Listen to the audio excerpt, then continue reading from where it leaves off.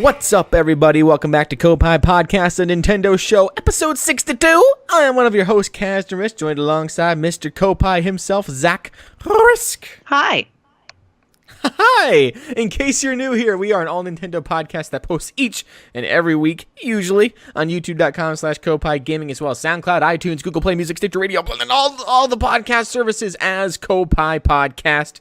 And each week we discuss the games we're playing, the news of Nintendo, a topic of the show. We just get down in the nitty-gritty of Nintendo. So if you're a huge Nintendo fan, be sure to just stick around, enjoy the show, take off your pants, and relax. If you don't like Nintendo, if you are strictly Xbox and PlayStation or PC Master Race, or maybe you only play on your Ouya, you can go ahead and get out. Get them out. Get them out. Otherwise, we're super happy you're here. Be sure to subscribe, like, all that good stuff. Today we're going to be talking about our initial reactions to the Splatoon Direct, as well as our initial impressions of the very few things that we've played of the Master Trials with the new Zelda DLC. And also how we've been tackling our Metroid backlogs. We've been playing lots of that Metroid to get hyped for Samus Returns and Metroid Prime 4 and the inevitable Federation Force 2. And so we've just been finally playing through that series. We actually, in case you have, if you're new here, we're not too well versed on Metroid. If you are a dedicated listener, shout out to Noah Kinney, you may have noticed that we don't really talk about Metroid, gameplay experience-wise on previous episodes, because we haven't really taken a deep dive into the series up until now. And so we're going to kind of be sharing how we've been tackling our backlogs and how you can tackle your backlogs, where you can play certain games, how much they are, where they're available, the best way to go about it, so on and so forth. And so if we have time, we'll talk about that at the end. But be sure to tune in next week for our full impressions of Splatoon 2's first Splatfest. I believe that's Saturday. So we'll record our podcast next weekend with our full reactions. We may actually even live stream a little bit of the Splatfest while we play it, or at least do a Let's Play or something of that. We're trying to start some live streams soon, and Splatfest would be a perfect way to start. I would love to get in the routine of every time there's a Splatfest, we live stream that with Splatoon 2. So, if you like all that, be sure to leave us a review, click the subscribe button, and if you're actually listening on YouTube and you've been a listener for a while, hop over to iTunes and leave us a review there. Even though you don't listen on iTunes, it really helps us out with that community if you guys leave us a review there. So, Zach. Yeah. How you feeling? What you playing? What am I playing and how am I feeling? I'm feeling great, and I'm playing a whole bunch of Nintendo. I mean, it's just been kind of all over the place. Like you said, it's been like some Metroid, and I've also been playing a lot of the new Kirby's Blowout Blast that just came out. And I've also been playing some Mario vs. Donkey Kong again, kind of getting back into the 3DS groove a little bit. I didn't know that. Some of the Zelda DLC, it's just kind of been kind of crazy all over the place. Even some, I was playing some old, retro Donkey Kong and stuff. Just been kind of, I don't know, I've been gaming a lot, but it's just been, all over the place. Well, actually, I played a lot of Metroid Prime, but then once that was over, I was kind of in flux between that, and so I went to, Sonic CD for a bit. I beat that finally to get through the classics, because Sonic Mania is almost here for the Switch. And yeah, we'll be talking about that. So Sonic CD was the last of the Sonic Classic series that I hadn't gotten through yet. And so I got through that, which was awesome, and I'm still kind of playing through because there's an achievement system with that and everything.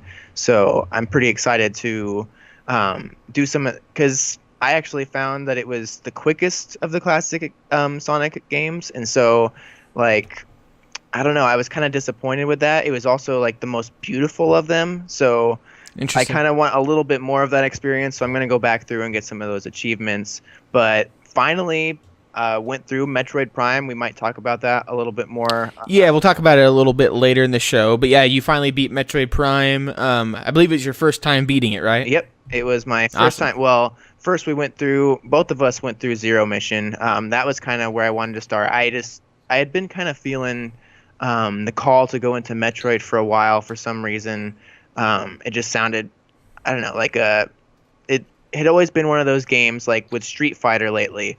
I had that, for some reason, combos always seemed kind of like I was always a Super Smash person, because it was very fluid. You had control over your movements, but it was very just intuitive, and you just felt like immediately you could it was easy to pick up but hard to master. And it felt like Yeah. Street Fighter and those kinds of games, like I never really learned combos that well beyond maybe like the Hadouken or whatever. So I wanted to conquer that. Hadouken. And Metroid was also one of those games that I had started several times, like way back in Yeah, the well, day. I'm surprised with how much I'm playing through Prime right now. As you mentioned, I also just beat Zero Mission in kind of this attempt to go through them in preparation for the new ones.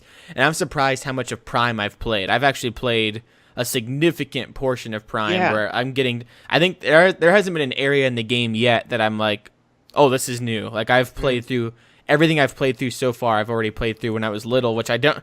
It's not a game that I remember like in my childhood or anything, but I must have played through a lot of it. Like I don't know if you like weren't hanging around, like if you weren't Well, into it or what, but I don't know. I had it as well. I remember I either rented it or I even owned it for a little bit and got decently into it, but I Yeah. really didn't remember. It'd been so long that all I remembered really was like shooting a door and scanning a little spiky enemy or something. I hardly remembered any of it at all. So it was pretty much fresh except for kind of that initial overworld and maybe the first couple areas or something. Yeah. But for the most part, like I don't know, pretty quickly I was in uncharted territory in the Metroid franchise and just decided like I'm just going to conquer this and just go in and see and force myself kind of to keep playing and figure it out, because I think that that's one of the things. I think I was about 11 or 12 when I first was making my attempts to play Metroid, and I think it was maybe just one of those that was for my age range. I was still a little bit more interested in like the Pokemon experience and those kinds Yeah. of things, and so Yeah, it was yeah. like just Metroid was a little too daunting at that time, but now it's been like the perfect franchise to go through, especially with the new ones coming out and that assurance that Nintendo is confident in the series moving forward. I Yeah, think well- that's been a real help too, to kind of be inspired. to I go think back the to- craziest part is like I'm kind of experiencing this also. I went and saw Spider-Man: Homecoming this past week, which is an awesome movie. Everyone should go see it. Especially like see it in theaters. It's an awesome like Marvel cinematic experience to kind of see it there. So really fun though. And one of the things, it got me so pumped about Marvel that I'm reading through some comic books now, and it's kind of this crazy thing of like, whoa, like if you get into Marvel comics now, you have literally hundreds and thousands of Marvel comics to read. And the cool thing about getting into Metroid now is it's like, I mean, imagine if you had never played Zelda before. And it's like, oh, well, you have, Link to the Past, Ocarina of Time, Majora's Mask, Wind Waker, Twilight Princess, Skyward Sword. Now you have Breath of the Wild to play through. Like, imagine if you had never played through them. Like, you just have so much to play. And you and I are kind of in that way with Metroid, where we've dabbled in Metroid before. We're obviously familiar with the franchise as Nintendo podcast hosts. We're always up to date on the news about Metroid and, what we've gathered from Smash Bros. And just kind of the culture of Nintendo. We've always known about Samus and Ridley and all of that, but it's kind of nice that's like, whoa, okay, it's time to finally get into Metroid, and we have the entire franchises to binge and enjoy and have fun with. And we're both, I believe, I think you are as well. We're both tackling it chronologically, so we're not doing it in order of release. We're playing through the game in the order of the actual in-game timeline, and so it starts with Zero Mission, and then after Zero Mission is the Prime trilogy into Hunters and Federation Force. Actually, I think Hunters is after Prime 1, and then Federation Force is after all of the Primes, and then it goes back into Super Metroid and through all the others, and so we're playing through it in that way, which has been really fun. But yeah, it's just kind of crazy to like I've thought several times like I'm playing one of the greatest games of all time, and it's cool that I just have more and more to play, and the best one is still yet to come. It's like an exciting feeling that not many people get to have, that have been growing up with this franchise. They don't get this awesome moment of just being able to binge it. But and definitely too, I think it was like a bit when I went to Ocarina of Time after like 15 years of having like first started it and not gotten all the way through. I can still remember kind of, I think you got, when we were younger, you got to the very end and we were trying to attempt to beat Ganon. So I'd seen a majority of the game, but it was nothing like when I finally decided to just go through and beat Ocarina of Time and experience the ending. It was really powerful, and it was something that I think going into Metroid Prime now, and having that experience of like what Ocarina of Time was like, to just experience that, the majesty of that game. I think it even made me appreciate Metroid Prime more, and to kind of absorb it as like, this experience is really special to have now. And so I will say this though, and we'll get to it a little. I want to go into a little bit more detail about, where you can pick up these games if you're interested in playing, through the Metroid franchise. I want to give people some advice later on like where they can start, what consoles have the games, and the bundles and prices and all that. But I will say this before we get farther in kind of like our what we're playing segment. I will say this is that I have said that a million times. I know that I think, and I haven't beat Prime yet. I'm only one Prime in. I've only done 0 missions, so I'm not a Metroid expert. But I will say my early impressions are that Metroid is much better suited in the 2D formula than the 3D formula. I played Metroid 0 Mission literally in 2 sittings. The only reason it was 2 sittings is because I beat I defeated Mother Brain in the 1 sitting, and then I realized there was way more, and I'm like, okay, I gotta go to bed. Like I was so fully prepared to beat it because I was just so enthralled. Like it was so good, pulled me in so much. Like 1 sitting to play through that entire game, I was just so entranced. And Metroid Prime has definitely not done that for me in the same way, partially because of the controls. The Wii controls I just think are super dated, and it was the reason I hated Skyward Sword. I just don't like these motion controls. But the other part of it is I just think, I don't know, the art style of, the 2D based games just ages better. I thought it was a little bit more manageable, how everything was just 2D. Like you knew when you walked into a room kind of what was available, what wasn't. The puzzle was a little bit more manageable, I think, with like map management and stuff. Yeah. And the 3D with, all the varying paths and stuff that can be above you or below you or in a little crevice. Yeah. Like part of it's awesome where it's like, man, there's like so many nooks and crannies to explore. But the other part of it's a little too, in my personal taste, overwhelming to the point where I wish it was more manageable in the 2D setting. Like I'm almost excited to get through the Prime trilogy so I can get back into Super Metroid and Fusion and Samus Returns, where it's, and even Other M, where it's all a little bit more confined, just because I think that makes the overall gameplay experience a little more, not linear, but just a little more funneled in, which I personally enjoy. Well, this is how I would approach it. I'd say it's almost comparable to the way 2D Mario works versus 3D Mario, in terms of like, if you look at Super Mario World, it's the boss fights are way simpler. You kind of just jump on their heads a few times. It's a experience that you can defeat in 1 sitting, really, if you want to. It's a perfect game, like from start to finish. And it's like, it's arguably the best Mario. But then when you go to the 3D games, it's a little more open, and there's those it's a little more cryptic and grander in scale. There's no way, unless you're a speed runner, you're really going to sit through that in 1 setting. And I could see like kind of how Sunshine might be comparable to that, kind of where it gets a little bland, maybe with the island setting completely through, and how they just kind of milk that through the whole game. I think that but then that game can, you can argue that that's the best, like the pinnacle of what Mario should be. It's like, I think that Metroid. It's just interesting. I just think I'm also more excited for like, what is it, Corruption, that's made start to finish on the Wii, right? Because I'm wondering, there's a few moments where I like literally like I'll just run through a hallway with all these enemies just because I don't want to bother shooting them, because it's just a lot of times it's more of a hassle to stop and shoot and aim with the Wiimote and turn my head, by dragging my gun across the screen, than it is just to run through the hallway, and like I won't even make Samus look. And so I'm wondering if Corruption fixes any of that, Right. Well, and I think in Metroid Prime, a lot of times you're doing a lot of backtracking. It's Metroid, of course.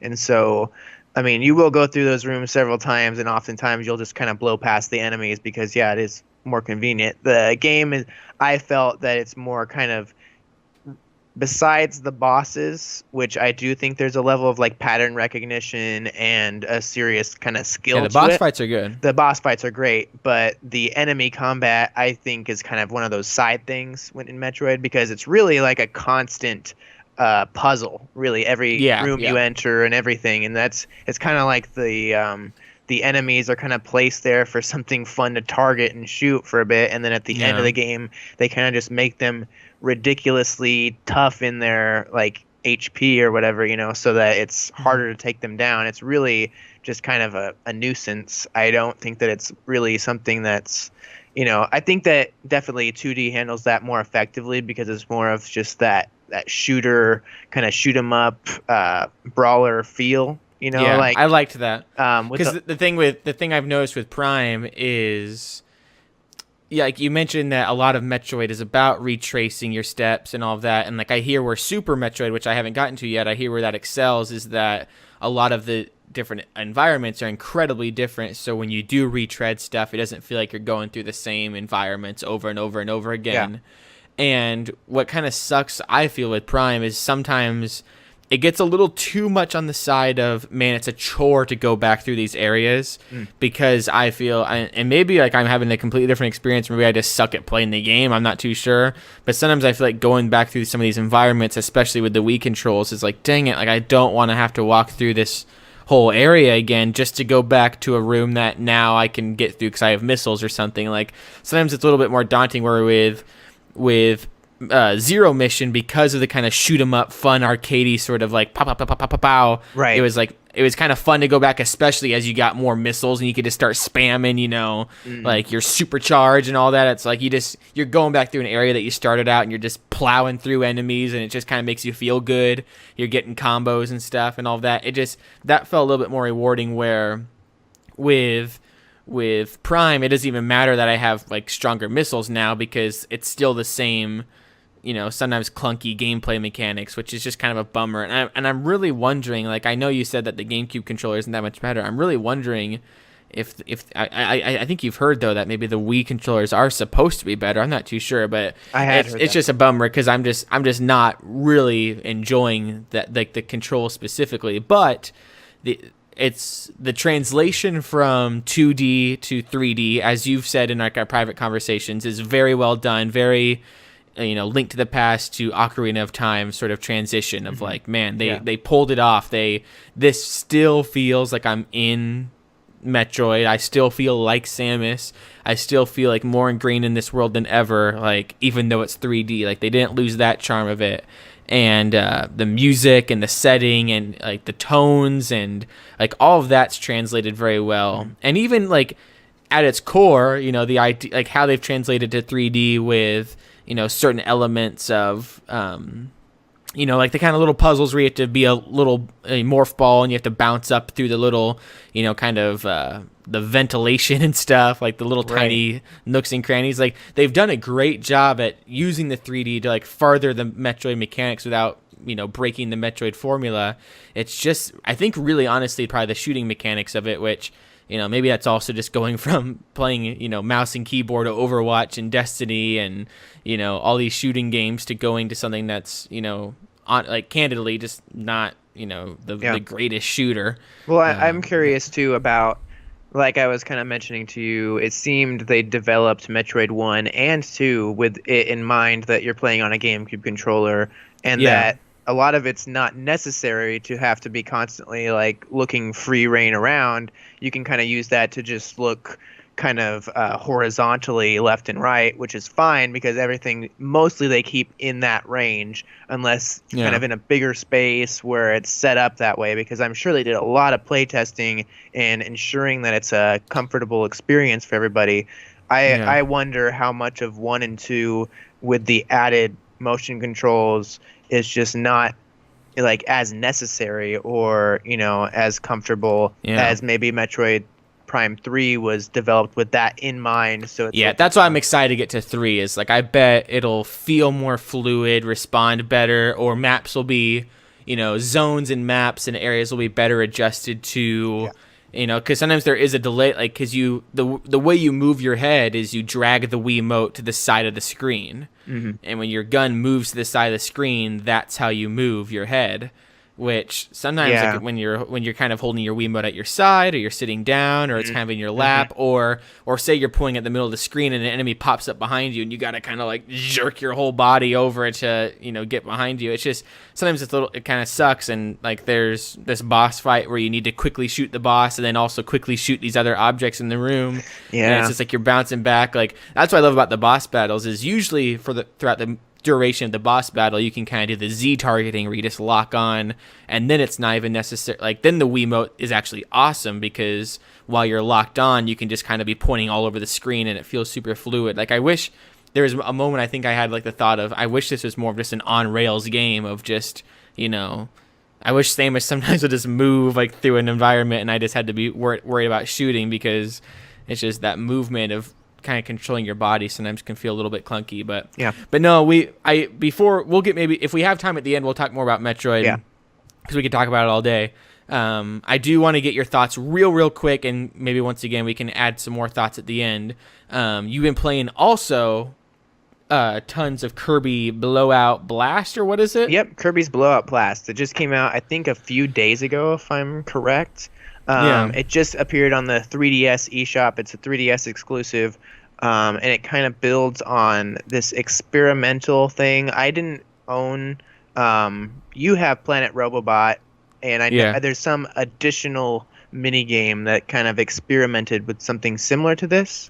Yeah. But the kind of idea of the game is it's kind of isometric, and it's kind of a combo builder where you're inhaling the enemies and you're kind of trying to strategically plan it to where you rack up the most hits through blowing them back out. Like, for example, if you inhale 2 enemies, that gives you 2 hits. And so there'll be, 4 enemies coming from a certain angle. And if you plan it out correctly, sometimes you can get it to hit all 4 of those enemies by the way it goes between them, or so you can come up with some different ways to approach, and so it's very kind of slightly puzzly, but it's very casual too. It's only $7.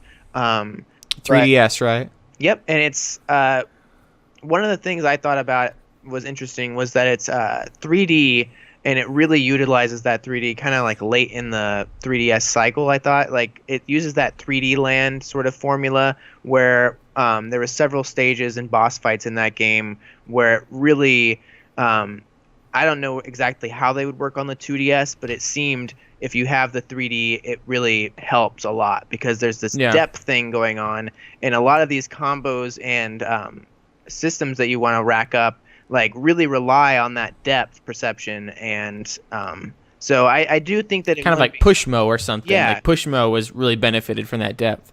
I do think that on the 2DS it wouldn't be too crazy because it's really like I've noticed there's been a slight challenge. It hasn't been too crazy, but I have had to revisit some stages because there is kind of a copper and silver and gold system to it, and so I'm a kind of completionist. I want to get gold in all of them. And so a few times I've had to revisit a stage and kind of figure out what's the best approach to get, the gold and the highest combos and the best hits. Yeah. So you go through and essentially have to do a perfect run where you don't get hit at all. You kind of do it as quickly as possible, or you make sure that you get all the perfect combos. And so that's really cool, and that adds some challenge. There's also an additional expert level or expert world that kind of unlocks after each world is completed. So it's sounds like a full-fledged game. Yeah, it really is. They advertise it as 25 plus stages, but I calculate there's probably at least 40 stages in the game, which I'm not sure why they would advertise it as just 25 plus. But weird.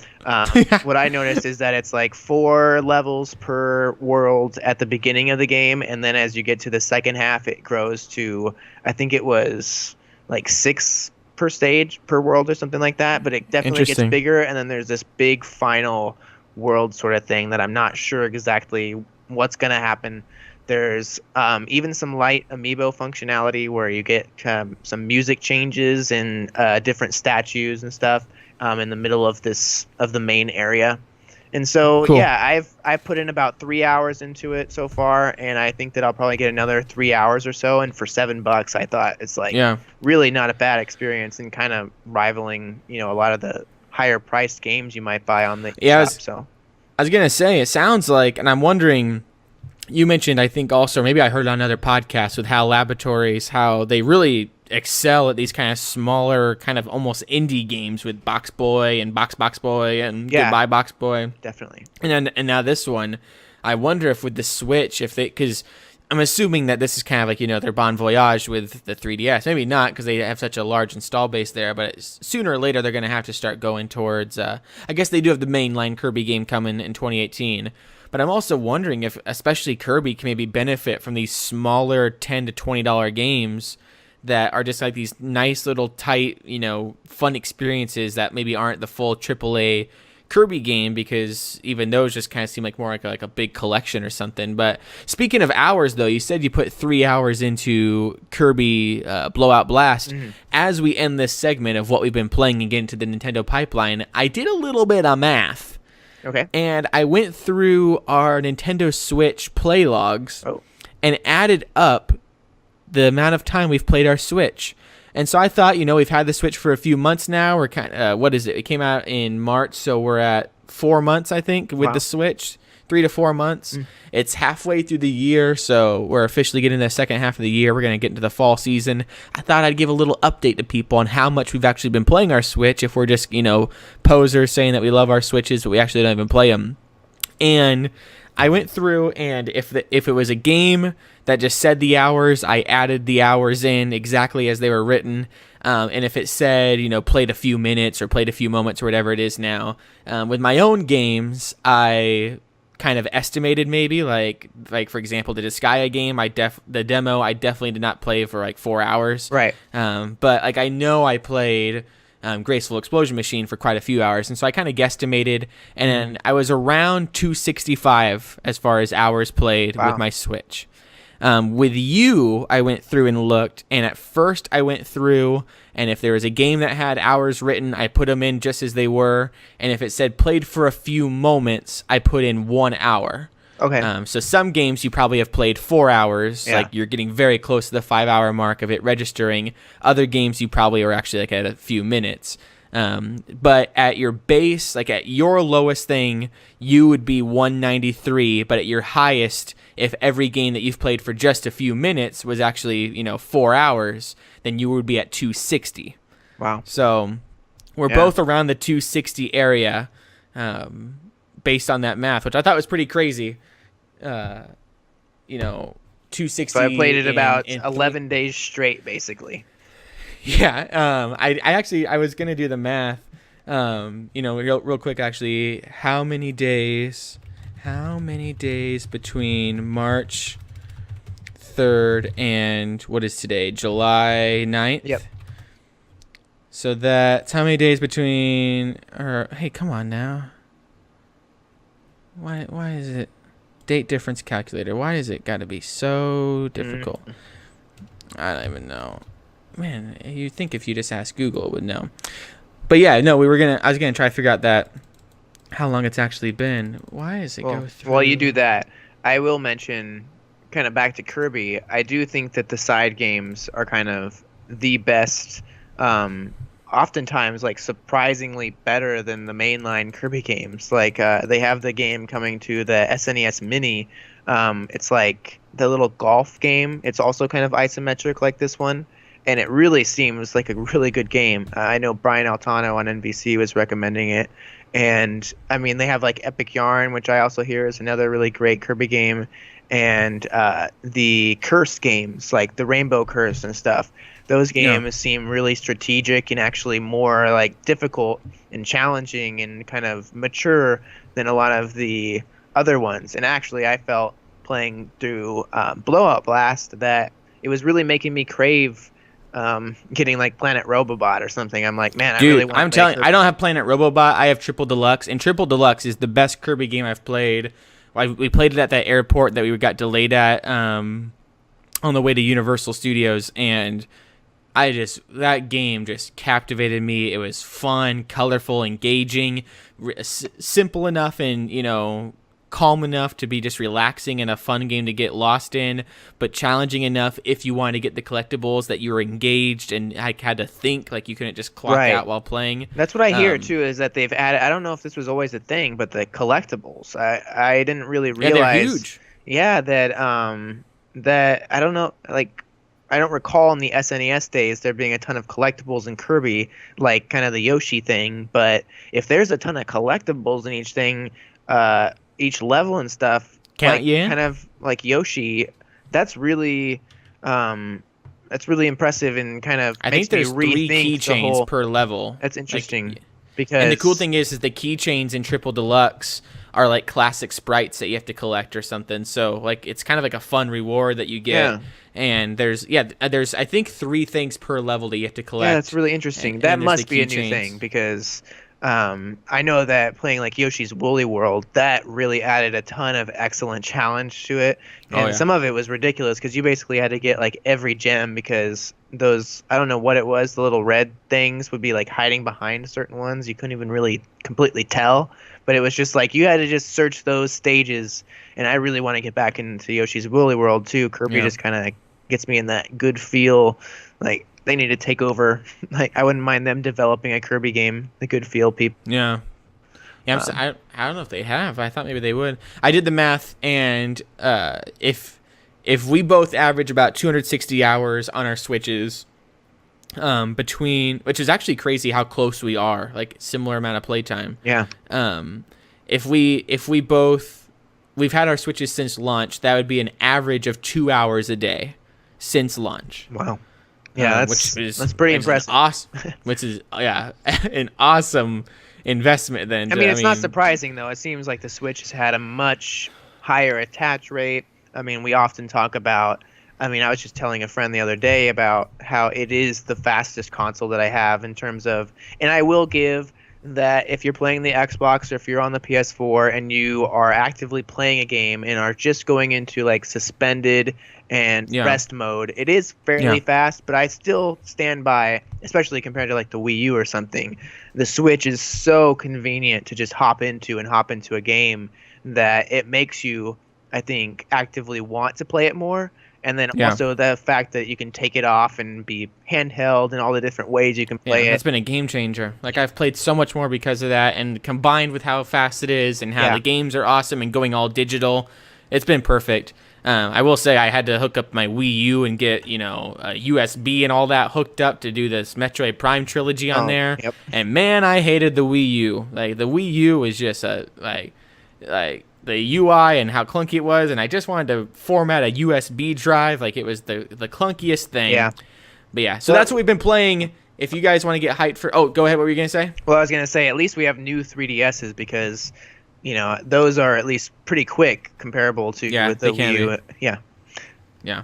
They're kind of keeping those software updates pretty fluent on, I think, 3DS compared to Wii U. But definitely. But no, that's what we've been playing. We got the Kirby hype. We got that Metroid hype. We got some Zelda stuff we're going to try to get to a little later in the show if we have time.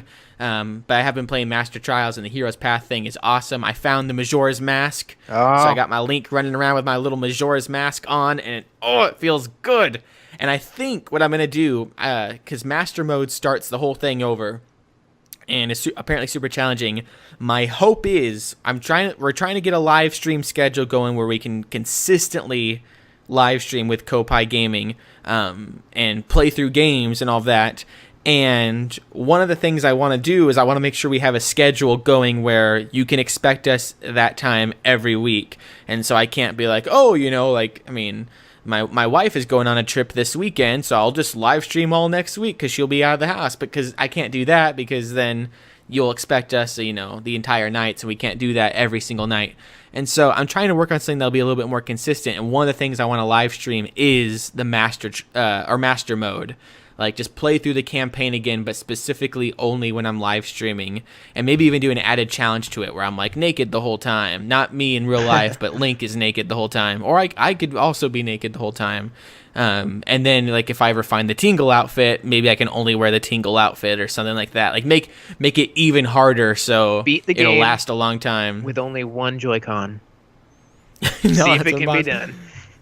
But I think that'd be a fun challenge, like playing through Master Mode, and then that way it's only when I live stream that I'm playing through it, so it just kind of people can tune in and be like, how far has he got, what shrine is he on, and he's, or even I've heard of people doing like 3 heart challenges where they only upgrade their stamina but keep their hearts at 3 hearts or something. Wow. Yeah. So yeah, something fun like that. So maybe cool leave a comment down below. It kind of reminds me of the. Did you see? There's a recent Mario run that was uploaded. I forget which channel it was, but they did the whole original Super Mario Bros. For NES without collecting a coin or hitting an enemy at all, except for Bowser at the very end of each castle. And so it's a challenge that can be done, and it's for like any Mario who is run out of Mario challenges or something and you want to try something.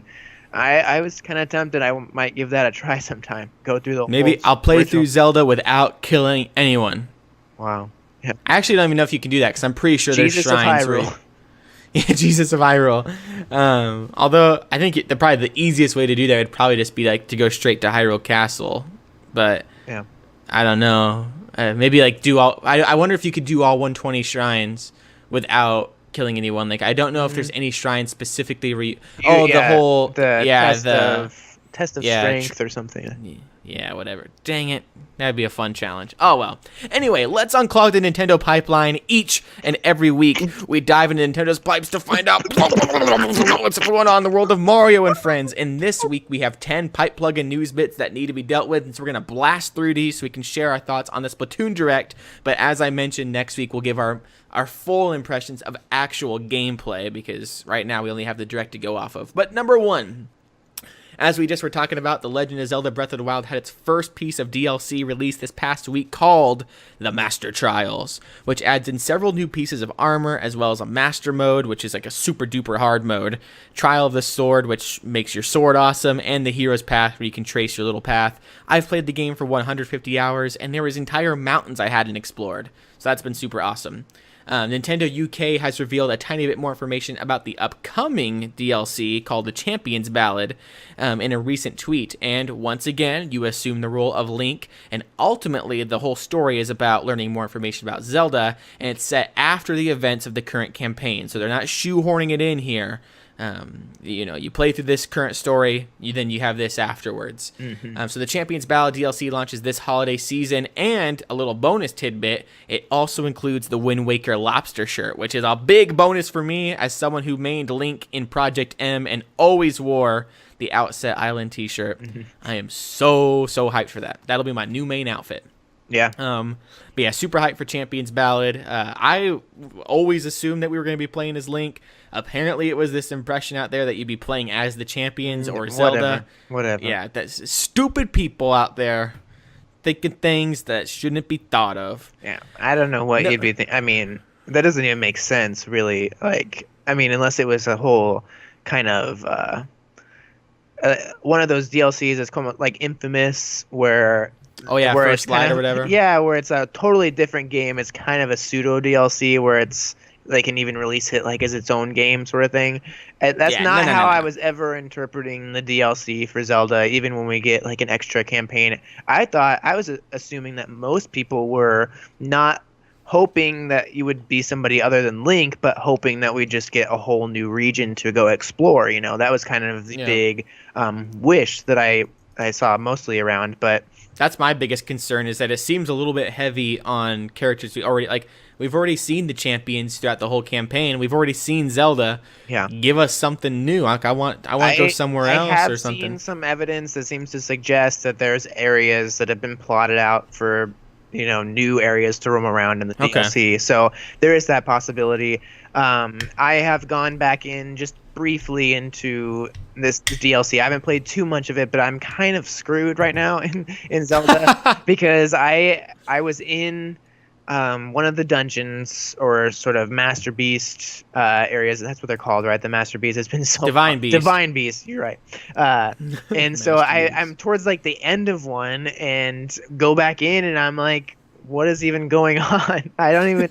I'm like, oh crap! Like, am I supposed to move it this way or that way, or what's what? And so I go back in and I get confused for a little while, and then I just hop out, and I'm like, what I do like about it is that I can, if I want to, kind of just travel out and just go do other stuff. Like, you don't have to just stick to that. But it has been one of those things where it's like, I just want to get this conquered and out of the way to move on. Like, I don't feel right just kind of ignoring it. So it's like, I want to get back in and just kind of like I did with Metroid a few times, where I just looked at the map and started crossing things off, going from room to room and stuff, just to figure it out and get myself back into it. You're at the Gerudo Yeah. desert one, yeah. Okay. Yep. Yeah. I don't. I'm walking around in circles. It's kind of funny to see the little hero's path, because it's just like kind of like some schizophrenic person like out there just teleporting randomly. But I do want to get back into it. And like after Metroid Prime, it was really one of those things where I was thinking I want to go and finish Zelda and get through the DLC before I kind of do the next Metroid, just kind of take a break and get a little vacation for Samus. But I'm having some the hero's path has been awesome, and going and finding the pieces of gear that they added has been an awesome incentive to kind of re-explore the world. And then I can't wait for the Trial of the Sword. I hear that's awesome. I know. I hear it's challenging. It's like really tough. So that's awesome. Number 2, Max Brass is coming to ARMS as a playable character on July 12th, which I believe is, you guys are listening to this on the 10th, Monday. So Wednesday, a couple days away. Nintendo UK has finally revealed that we can all play as the extravagant Max Brass in an excellent Nintendo Switch title called ARMS. This is my Nintendo news writing, not our own. You'll be able to play as Max Brass on July 12th, which is when the fighter will be available through a free downloadable update. So you don't have to pay any money, because I don't know if you noticed, maybe slight spoilers, Max Brass is in the game already as someone you can fight. So it's like when they added in colored Yoshis and colored Toads and all of that to Mario Kart. They're already on the sidelines. They're just letting you play as them now. So really cool. Can't wait though. He looks like an awesome guy to fight as, and I'm excited to see his alternate colors. And also another little tidbit of news on ARMS. Apparently statistics are coming where you can see what ARMS fighter you've used the most, how long you've played, and all of that and stuff. Nice. So awesome. Number 3 and number 4 are kind of tied together. Number 3, Mario appears to have some gray hair in Super Mario Odyssey. It looks like Mario could be showing some signs of age in Super Mario Odyssey, and a number of fans have been pointing out that Nintendo's mustachioed mascot has at least one strand of visible gray hair in the upcoming 3D platformer. The hair can be seen peeking under Mario's cap and through his luscious brown hair just above his left ear. And as some people may have seen or even noticed when they did like the Super Mario Run app, the photos of Mario now are so high res and so insanely beautiful that you can see like the stitching on his hat, and people zoomed into his hair, and lo and behold, there is one single gray hair right above his left ear if you zoom in like the Ultra 4K. So that's crazy. Crazy. I think, what is it, Kotaku wrote or something like time comes for everyone or something was their headline. Like Mario has a gray hair because time comes for everyone.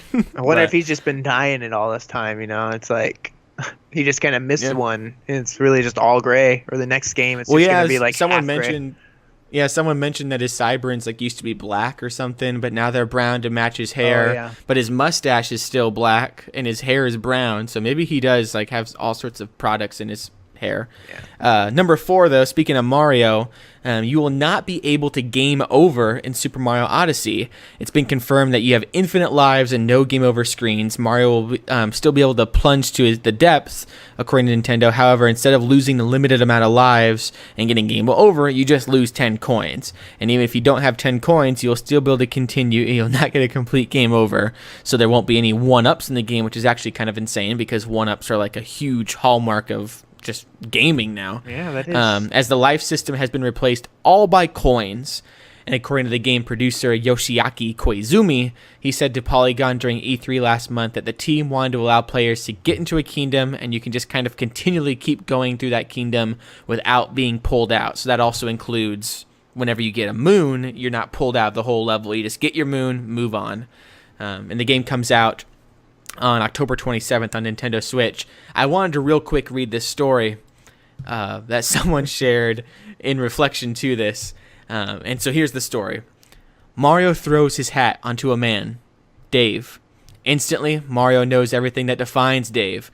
Mario goes to Dave's job, does Dave's work. Mario gets a promotion. Mario goes on a blind date with a sister of Dave's coworker. He soon marries her. They adopt a dog, buy a house, and then have children. Decades pass, and he shares years of wedded bliss with his wife. His children grow up and have children of their own. And finally, at the end of it all, Mario is on his deathbed. "My son," he calls to Dave Jr., "I have lived a long and fulfilling life, and now I am ready to move on. I did my best to give you, your mother, and your brothers and sisters everything you needed. There is only one more thing I have to give you." "No, Dad, save your strength. All I want is more time with you," Dave Jr. says through his tears. "It's all right, my boy. I don't have much time left anyway. Please, before I go, take my hat. I want you to have it." "But Dad," Dave Jr. says, "you've never taken your hat off. Are you sure?" "Yes, son. Take it, and promise me you'll wear it." "I will, Dad. I promise. I'll put it on right now." Dave Jr. gingerly removes the old and faded hat from his father's head, and by the time he puts it on himself, Dave has passed away without a sound. But Dave Jr. does not realize it. Mario stretches out his new limbs and smiles with his new mouth. There are no more game overs.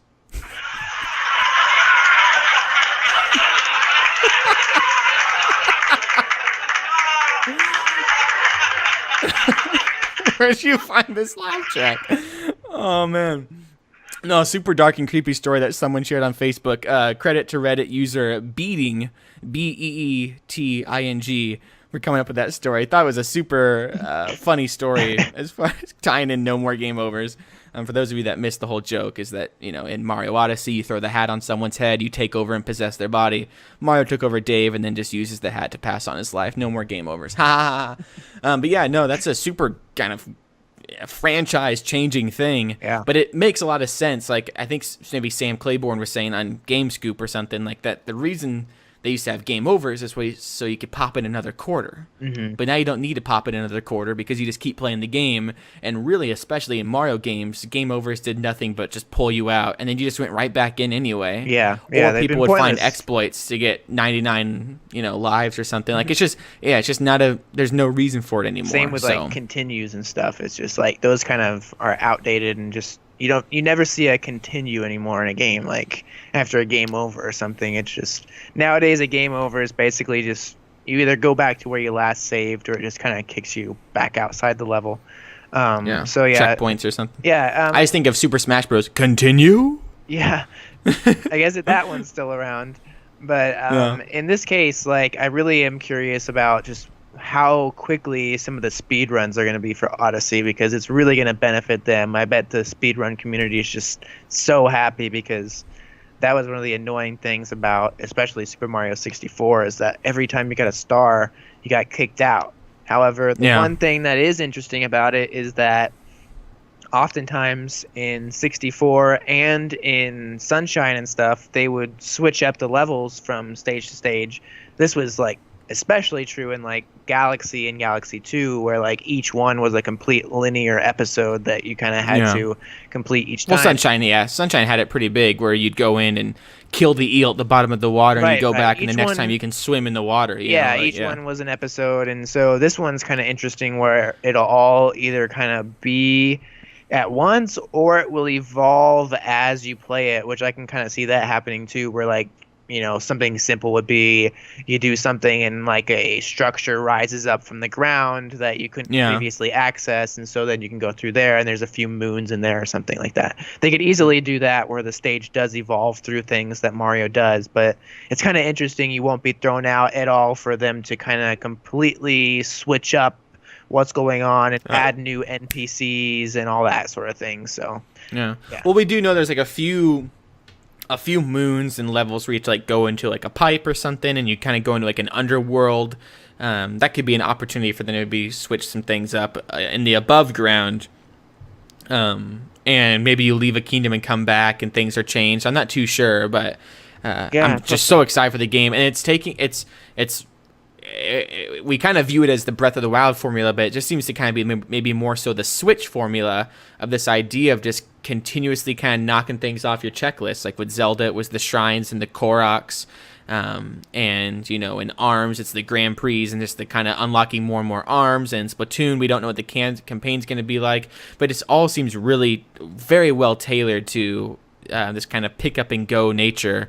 And Odyssey is better than ever at it, and so just can't wait for that game. Oh, it's gonna give be us so a demo. I don't know why they don't just give out E3 demos anymore. Just give us the demos. Well, it was like we were talking about. I think it was when you were here visiting. It's just, man, that game is pretty much done. It's just sitting there waiting to go. It's like they leaked a few images, and I just couldn't look. Like I accidentally saw them on Facebook or something. They leaked some more images. It wasn't even leaked, I guess. It was actually officially put out by Nintendo Europe or something, and it was some more images of another kingdom or something, and I'm just like, oh my gosh, it looks so perfect. Like the best 3D Mario game and it's gonna be a Switch exclusive. Oh my.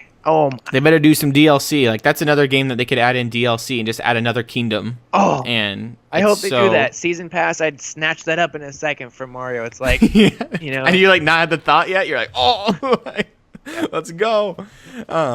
Speaking though of DLC, Shantae and Shovel Knight are coming to Blaster Master Zero. Oh, yeah. NC Creates has just announced that Shantae and Shovel Knight will be featured as DLC characters in the Switch and 3DS versions of Blaster Master Zero.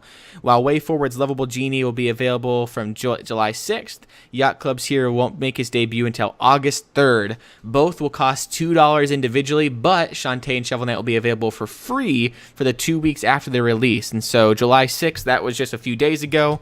Go grab your Shantae. But I'm so excited for Shovel Knight because it honestly looks like a new Shovel Knight game. It does. With how some of the mechanics, like he does the whole pogo stick thing, and it just, but there's also like you can do the whole where it's like kind of the isometric view and all that with the Blaster Master game. It's just so. Wait, Ollie just came by my desk and grabbed some sort of paper. He's walking off with it. I got a new puppy. You kind of mentioned it just a little bit ago that I was back home. Sorry, we kind of took a couple weeks off. We had my wedding anniversary and then the 4th of July weekend, so we took a couple weeks off. And in the midst of those 2 weeks, I got a new puppy, and he's just been a handful. And he just came and grabbed stuff from my desk, and he's been helping us unpack since we got back, and just keeps grabbing clothes from our suitcase and taking them around. So, but yeah, no, super excited to play those. And yeah, we'll remind you the week of to grab your Shovel Knight and your Shantae. But this is your reminder now to go get Shantae for free. Otherwise, you have to spend $2. Yeah, I'm excited for that too because I bought Shantae a couple weeks ago, and I haven't even gone into it at all yet. I'm really excited too because I hear it's actually like a really gorgeous, amazing game and a really good, solid platformer. That the whole series is actually like all of the Shantae games. So I'm hoping that once I actually go through, I'd like to go through that game actually first before I actually take on Shantae as a playable character in Blaster Master. But I am definitely with you. You when I first shared the trailer with you, you said like, well, that's when I'm getting back in, and I'm like totally with you. Like we already own Blaster Master. That'll be my reason to actually start playing it. Like, I enjoyed the game, but this will be my actual like emotional connection to it. Like, I love Shovel Knight. Platinumed it. Bought Spectre Knight on the Switch. I have the amiibo. It's just Shovel Knight, Shovel Knight, Shovel Knight. Yeah, I still need to finish New Game Plus in Shovel Knight, and I've been really debating like doing that lately because I've just kind of, especially after Metroid Prime, I was thinking, what is a just nice platforming kind of just chill experience that's not going to be too much of thought process, but is still challenging for my, just gameplay wise. And Shovel Knight is just such a perfect experience that I really need to get in there and finish that New Game Plus because it's the replayability of that game's amazing. I need to play more Spectre of Torment because honestly, the Spectre Knight is even better. I think sometimes like his especially for someone that's platinum the game, it's just perfect. Yeah. One thing I also forgot to add to the what we've been playing section, I've been playing tons of Mario Kart, like probably about 10 hours in the past week or so of Mario Kart, and I finally got 3 stars on all of 200cc, 150cc, and I'm 3 cups away from all of mirror mode. And that'll be another game I want to live stream, especially the time trials, but just wanted to throw that out there. Yeah, that game's because I felt super proud of getting 3 stars on 200cc. That was tough. Number 6, Sonic Mania sales will allow the team to figure out the direction of future titles. The Sonic team's Takeshi Uezuka, who has been quite honest about the future of the Sonic series in general, said, quote, "In the past 2 decades, Sonic games have been trying to target a broader audience from kids to adults, and Sonic Forces has that same idea. So that means a wider range of characters that we know children will like, and even if other fans may not be quite as keen. For Sonic Mania, it's kind of like a new approach to target specifically 2D fans, so we don't know whether it'll be accepted positively in the market. We'll find out after the game's release, and we can figure out the direction of future titles after seeing the reaction." And so, I have a feeling. Sorry, what were you gonna say? Oh, I was just gonna say a quite candid response of like, this is completely driven by sales. So if you guys don't buy this game, we will not make a Sonic Mania 2. Yeah, definitely. Well, kind of an ultimatum. I definitely think that Sonic Mania is going to be the one that is more positively received in the market than Forces. I mean, honestly, when they revealed Sonic Mania, it was what Sonic fans have been clamoring for. Yeah, it'll sell better. For a decade. I'm calling that now. Yeah, like Sonic Episode 4, Sonic the Hedgehog Episode 4, or whatever it was called. I think it was Sonic the Hedgehog 4, Episode 1 and 2. Those games, they attempted to go back to the 2D thing, but they failed miserably. Like realistically, they were actually decently solid games. Like there was some interesting things tried in those, but they weren't what people were clamoring for. They were clamoring for the original sprite-based sort of thing, the Christian Whitehead and his whole team, and what he's done with porting the games to iOS and stuff and Android platforms has been perfect in bringing them to widescreen and HD. People wanted to see them make a new Sonic game in that sort of style, kind of like New Super Mario Bros. But I think that the Sonic the Hedgehog 4 was kind of that New Super Mario Bros. Approach, but they didn't do it right. Especially the first one was very it clunky. Failed at the mechanics of Sonic miserably. There was no momentum gained or anything. It was really a kind of a mess. But this seems perfect for kind of all fans. And what I've heard actually of Sonic Forces is that it's not shaping up to be too great so far from what I've heard. I'm really? still. There's been I think there was a kind of a controversial video released by Nintendo Life where they kind of gave their impressions and said that the demo that they'd played wasn't that great, and that it didn't really hold up to kind of what Generations had done, and that it just kind of felt like you weren't really playing the game too much. You were kind of just letting the game play itself for the most part. People have always had that complaint though with Sonic. I don't know. The thing is, that's why I kind of prefaced that it was a controversial video. There was a lot of mixed response, and it's kind of, I want to judge for myself. It was also a kind of a beginning of the game splice, demo that he played, and so it's hard to, and it's still in development.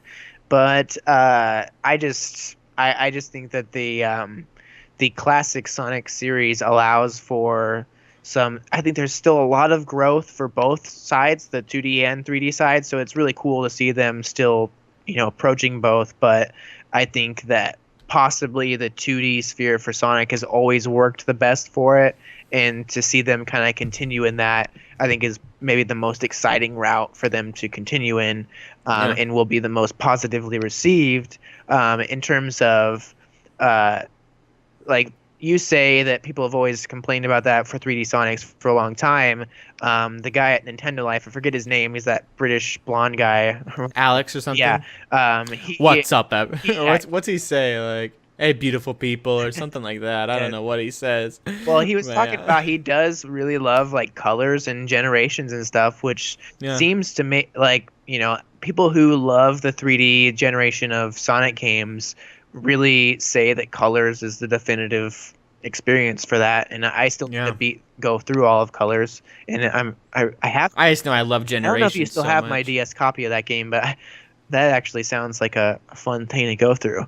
But I thought I'd lent it to you at one point, but maybe I still have that somewhere. You probably. I don't have that. I do have your Ocarina of Time still. Yeah. But Didn't you that's something rebuy that? Yeah, I bought it myself. Yeah. Because I wanted just to own it Side on my note. shelf. But yeah, Yeah. Anyway, Sonic Mania, I'm most hyped for that, even over Yeah. like Sonic Forces. So because it's fresh, it's new, And everyone, if you haven't played a Sonic before, don't worry about it. Just go out and buy this. This will be the definitive 2D Sonic because it's just the guy that knows the franchise, probably the greatest than any other developer of Sonic, is making it. It'll be the refined experience. You have classics like the Green Hill Zone, but they're reimagined in the best modern way. This is just a great entry point for you. And if you're a lifetime or a Sonic fan, this is a perfect Sonic to get. Just everyone buy it so we get more of them because I need Sonic Mania 2. And now just because he said something like this, it almost sounds like he's like, we'll see. I don't know if people are going to like it. I just want to be like, yo, we'll show you how much we like it. But yeah, number 7, Nintendo spent more than any other gaming company on TV ads in June at a whopping 29.6% of the overall ad revenue. With it looks like second place just being reserved for other, but then the next highest rated person was PlayStation at 16.5% of the overall gaming company spending. Nintendo spent $6.6 million with PlayStation spending $3.7 million. Most of this actually used to pump arms towards people. So Yep. kind of crazy that Nintendo just went, swinging hard in June. Yeah, I've seen some of those ARMS ads on TV. I haven't seen any PlayStation ads that I can recall recently, or even like Bethesda, but I have seen a couple of the Nintendo Switch ARMS ads actually on like news channels and stuff. Like Better Call Saul. Right. Brought to you by oh. But no, yeah, that's awesome. I just thought it was an interesting thing. I just wanted to throw that in there. Another interesting thing is number 8, the Wonderful 101 for Nintendo Switch is being teased by Platinum Games following a tease of Bayonetta. Platinum Games has done the same for Wonderful 101 with an image uploaded to Twitter, and you can see some of the characters from Wonderful 101 playing their games with controllers that look an awful like Famicom-themed Joy-Cons. And so there's just the hint that they're going to be porting both Bayonetta 1 and 2 over to the Switch in kind of a bundle pack, and then the Wonderful 101. You and I talked about this personally, wondering how they're going to adjust for certain controls on the gamepad.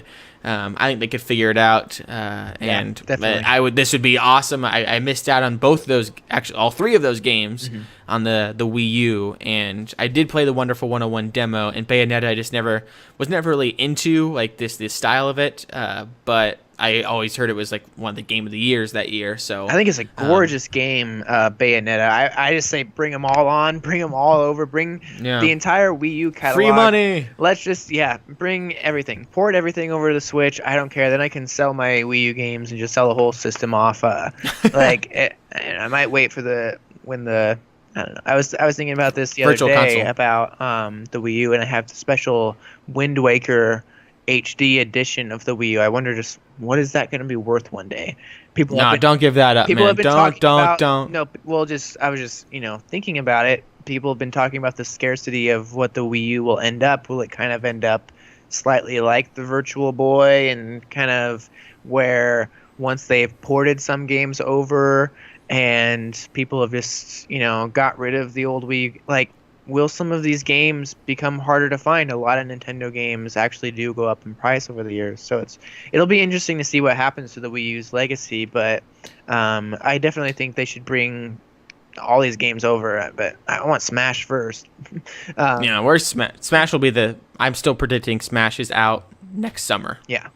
Like, I'm very confident in that. Speaking of ports, though, Monolith Software founder Tetsuya Takahashi says that he would like to think, this is such a funny headline and such a funny quote, he would like to think about an Xenoblade export for Nintendo Switch. His full quote is, "I think we're currently completely focused on creating Xenoblade Chronicles 2, and even after I go back to Japan, I have a mountain of tasks that I need to overcome, but I would love to think about it after the development for Xenoblade Chronicles 2 is completed. So I would love to think about thinking about it. Maybe one day, possibly after this other stuff is done. Yeah, well, such like a non-answer PR answer of like, yeah, sure, that sounds great. We're a little busy with everything else going on right now, but maybe after all that's done, we can actually do it. But that's another game, especially, I'm not even really concerned about Xenoblade Chronicles X. I just want the original Xenoblade Chronicles to come over so I can play that in time for 2. But yeah, I may have to pick that up for the 3DS, and we've talked about that before.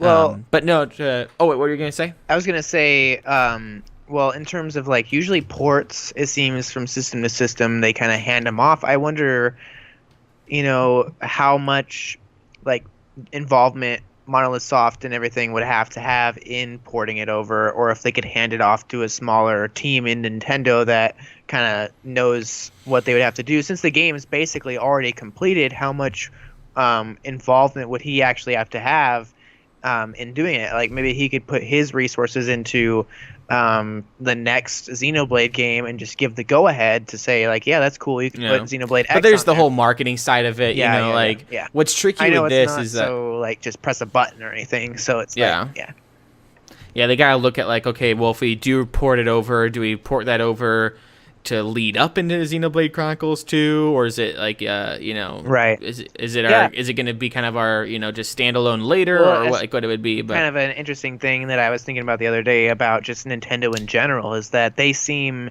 I kind of thought for the first time, I don't know what it was, I think I was reading the Kimishima investors meeting transcript and translation and all that. It just made me think about how Nintendo does seem very much like a time-based company where they very much consider time and like when is the right time to do certain things and how does it all fit in their big grand scheme of things. It's like why certain franchises like Metroid, for example, takes so long to get back to us sometimes, because they're just so conscious about timelines and when things should like what is the most fatigue what is the most appropriate for right now, and let's just focus on that, and then whatever comes next in like the timeline and whatever is appropriate. It's like they have, I don't know what it's like internally there, but I don't know if they have like a map charted out of like 10 years from now we're gonna revisit like this dormant franchise Ice Climbers or something is slated for 2020. It's like who knows, but it does seem like Nintendo is just very focused on what is appropriate, what is the right time for things, instead of just kind of being like, more casual and carefree about just bringing things over. They're very, very meticulous and conscious of it. So, but it's a good thing. Yeah. I mean, I think it's quality. To close out the show, we're not going to get into all the nitty-gritty of the Splatoon Direct because next week we will actually have impressions of it, and I believe next week will be a good, just almost a 100% Splatoon show where we unpack the entirety of the Direct and all of the new information we have about this game as a sequel. And then as we unpack each of the individual things, we can give our actual impressions of what we've seen of that. And then the following week, we'll actually have the game, and we can talk about what critics are saying, and also what critics are going to be saying about, hey, Pikmin, and I believe there's, Miitopia is also out that week. It's all 3 games in one day, so we'll be able to talk about all of those. So that's kind of our plan for the next couple weeks. And then we get into August and we get closer to Metroid, and then it's the fall season where it's just going to be a constant barrage of news, hopefully some directs in there too. But what we did learn with the Splatoon Direct is that the game's going to have a lot more customization than ever. We're going to be able to have a Galleria to see new gear and fresh features. Including, being able to save all your customizations to an amiibo. There's just a lot more styles, like for your hair. Gear, one of the big things that I took away from it, and it all kind of caters towards an esports style of gameplay. I'm a huge Destiny fan, as I've mentioned on the show. Destiny 2 is also doing the same thing, where they're taking out a lot of the RNG of games, like the random number generator.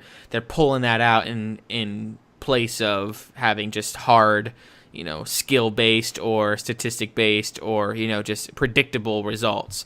And so one of the things in Splatoon 1 was every time you got a new piece of gear or leveled up your gear, it would just randomly give you a new perk for it, and now you can assign those perks to your gear so you can kind of develop your own meta. And Destiny 2 is doing that too, where they're taking out like random rolls. Just seems like a lot of games are kind of going towards that way, so when you get to an esports setting, you can bring your amiibo, scan your amiibo in, and you have your abilities, your gear, what you want for your character. So it's completely based on your style, not just, whatever the randomness is. And that's carrying over into turf war, ranked battles, league battles, and all of this is kind of being catered towards this idea of like, if you are better at turf war, you can stick with turf war. If you want to play with specific players, you can play with them. Way less chaos, way more refinery. And all of this kind of also comes via a new app called Splatnet 2, which we'll have impressions on, I believe, in a couple weeks, because that comes out along with the game, not with the initial Splatfest. But we'll actually be able to play the game, as I mentioned, with Splatfest. While content updates for Splatoon 2 will be around for about a year, more limited time Splatfests for the game are planned for the next 2 years. So to kick things off, a free demo to try out the first Splatfest for Splatoon 2 is going to be held on July 15th from 3 to 7 p.m. Pacific time.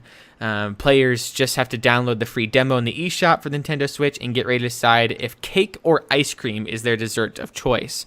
To prepare in advance, the demo can be downloaded early before the Splatfest goes live, so you can go download that right now.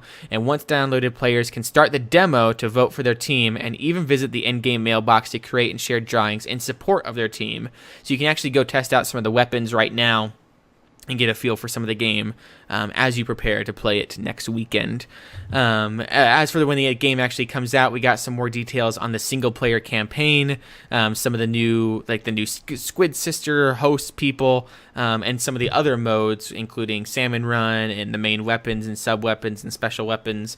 We'll share more details on those next week, because we'll actually get to play with, hopefully, a lot of the weapons, if not all of the weapons in the Splatfest, and try out some of the new super abilities and things like that.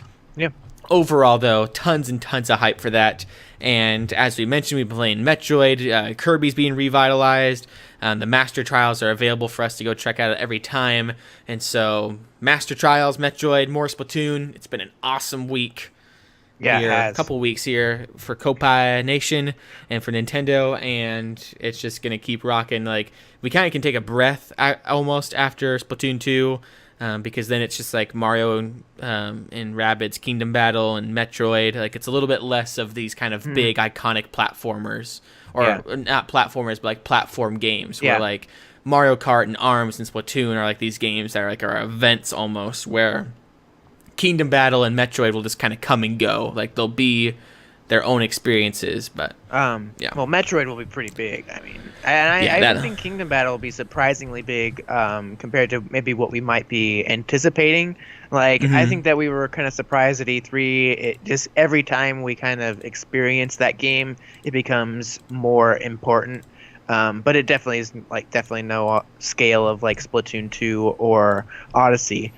One of the big things I'm excited for about Splatoon 2 that makes me super hyped is the fact that Splatoon, when it launched, I think one of the major complaints like we talked about was that it was kind of light in content in terms of the maps and just the weapons and things they had ready to go right off the bat. It was almost launched kind of like the Switch was, with feeling a bit incomplete, or just like they wanted to let people experience it that were ready to jump in, and then they would make it the complete experience later. And so when it was months down the line and it was $30 and the experience had evolved so much, it was like, this is the time. It's perfect to get Splatoon now because the value is insane. What I think is amazing about Splatoon 2 is that it's launching basically essentially with all of the development and completion feeling of Splatoon 1. And then some, the added polish. Yeah, like, you can skip through dialogue now, and not only that, but then there's going to be a year of extra support, which is absolutely mind-blowing. Yeah. And so that's the most insane thing to me about Splatoon 2, is that it's going to be such an incredible Splatoon experience. It's going to be I love this approach to. I mean, I hope if they do a Splatoon 3, they just always keep doing this, evolving on it to where like Splatoon 3 comes out and we have like all the maps from 1 and 2 Yeah. and all the development they've made, and then extra polish, and then a year more of updates. It's just such a cool way to approach a game, and so exciting and like thrilling for those who pick up the game and just know that it's basically like a season pass, only it seems more deluxe than a season pass almost, because you're getting more updates, more maps, and More completely consistently free. too, like Yeah. smaller bites for a year than just some big chunks every few months. Right. And the other thing I love Well- is like, and we'll touch on it more when we actually have the game, but like they're continuing this story of Callie and Marie,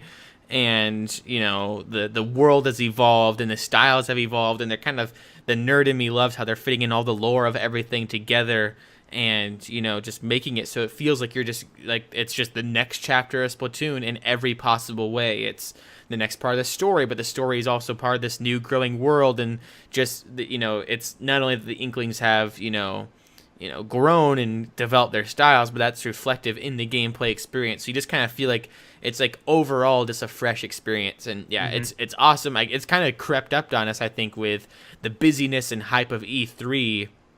And just the fact that the Switch is, just been out for so long, like it's just kind of like, oh, well, and we got Splatoon next week, like, Yeah. all of a sudden we have a new, and I think that was the other thing that shocked people, especially with this Direct, was people were kind of wondering, is this, Splatoon 1.5, is this like a refined Splatoon experience, but it's just like, not really a sequel.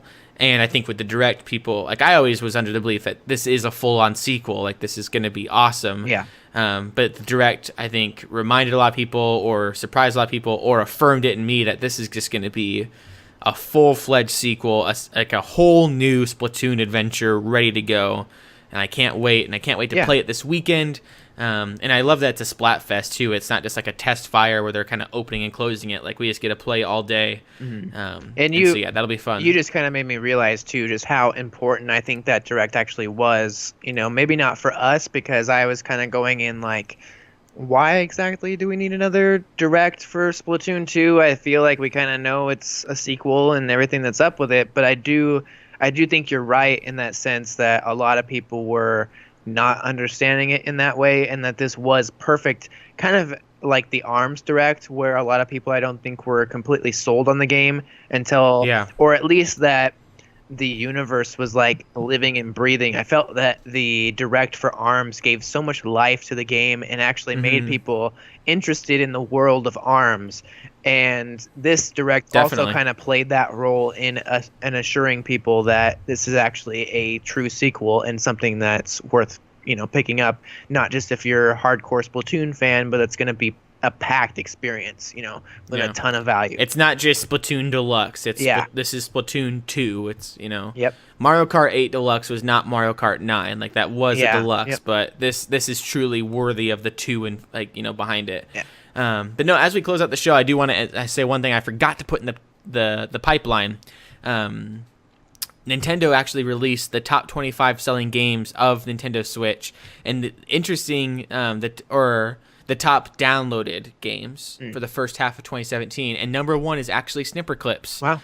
With number 2 being Minecraft, number 3 being Mario Kart 8, number 4 being Kamiko, number 5 being Breath of the Wild, number 6 being Metal Slug 3, 7 being ARMS, 8 being 1-2 Switch, 9 being King of Fighters 98, and 10 being Othello. And so I don't know if that's specifically for Japan, because that was released on a Japanese website. But those, there you go. And then the rest of them are like just the other Nintendo Switch games. Well, but and I would assume Snipper Clips being number 1 makes a lot of sense, because that was like the first downloadable game. Yeah. But yeah, Minecraft, man, just that game will not die. No, it won't. and it makes sense too with Breath of the Wild that I would assume most people got it physically. Like most people got it either in a special edition or just picked it up with their Switch on, the night, of. So yeah. But that's everything we have for Koppai Podcast episode 62. Sorry for our hiatus, but we made up for it with a little bit of a longer episode today, and we'll be back next week with our Splatoon 2 impressions of the Splatfest. And also, be sure to follow us on Twitter at Koppai Gaming. We'll hopefully be tweeting at a time where we're going to be live streaming Splatoon, so you guys can tune into that. And I'm hoping that even this early as this week, we can maybe test out some of our live streaming software and hardware, because I've never done it with actually the Switch before. Hopefully we can test out maybe a setup this week with either some ARMS, maybe some Max Brass, maybe some Master Trials. I'm not too sure, but just try out some stuff. You guys can follow us there. I'm curious. I still haven't. That's another thing I want to find out. I'm curious if we should be live streaming on YouTube or Twitch. I don't know if I have enough bandwidth to do both at the same time, and so I'm trying to figure out the best place. YouTube makes sense because that's where our audience is, but Twitch makes a lot of sense because that's the best place for live streaming games. It's just way better than the YouTube gaming platform for now. And so I'm trying to figure that out, but that's just kind of some behind the scenes talk. But maybe be sure to leave a comment down below if you have any input on that. But Zach, unless there's anything else you want to say, I think we're done. I think we are. Alrighty then. Well, until next time. Good.